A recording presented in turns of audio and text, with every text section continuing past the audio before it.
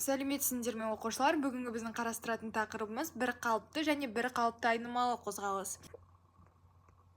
Ендеше балалар, жылдамдықтың өзгерісіне байланысты қозғалыс екіге жіктеледі. Ол бізде бір қалыпты және бір қалыпты айнымалы қозғалыс. Ең алдымен бір қалыпты қозғалысқа тоқтала кетсек, бір қалыпты қозғалыс дегеніміз тең уақыт аралығында бірдей орын ауыстыру жасайтын қозғалыс айтамыз. Мысалға, мына видеода қараймыз.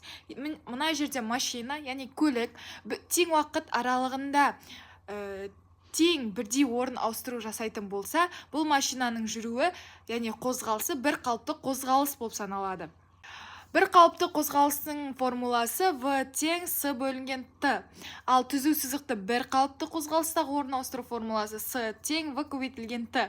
Ендеше балалар, бір қалыпты айнымалы қозғалысқа тоқталайық. Бір қалыпты айнымалы қозғалыс дегеніміз тең уақыт аралығында жылдамдығы тең шамаға өзгеретін қозғалыс айтамыз.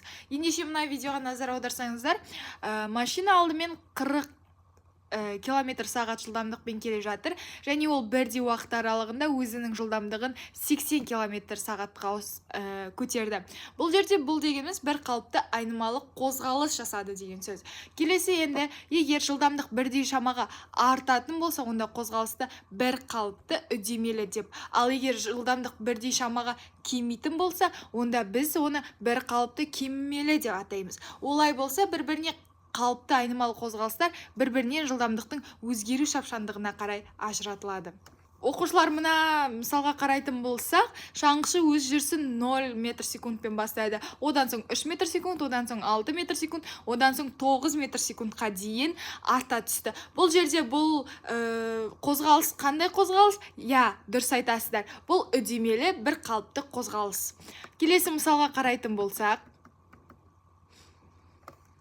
автомобиль 15 метр секунд жылдамдықпен келе жатыр. 10 метр секунд жылдамдық, 5 метр секунд жылдамдыққа дейін жылдамдығын кемітті. Бұл жерде автомобильдің жүрісі баяулады. А бұл дегеніміз бір қалыпты баяу қозғалыс, яғни кемімелі қозғалыс. Енді бір қалыпты айнымалы қозғалыстың лездік жылдамдығының формуласын жазайық. Оның формуласы В тең В нолевой көбейтілген АТ. Бұл жерде плюс пен минус нені білдіреді десеңіздер? Плюс бұл жерде бізде үдемелі, ал минус кемімелі деген мағынаны білдіреді. Енді көріп тұрғаныңызда қозғалыс теңдеуін жазып өрнектейік. Бұл жерде С тең В нолевой көбейтілген Т қосу немесе азайту, яғни минус немесе плюс АТ квадрат бөлінген 2. Бұл бізде қозғалыс теңдеуі.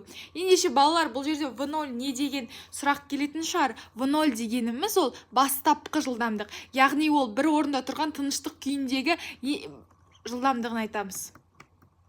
Осылайша балалар, сіздермен бірге бір қалыпты және бір қалыпты айнымалы қозғалыстарды қарастырдық. Назарларыңызға рахмет.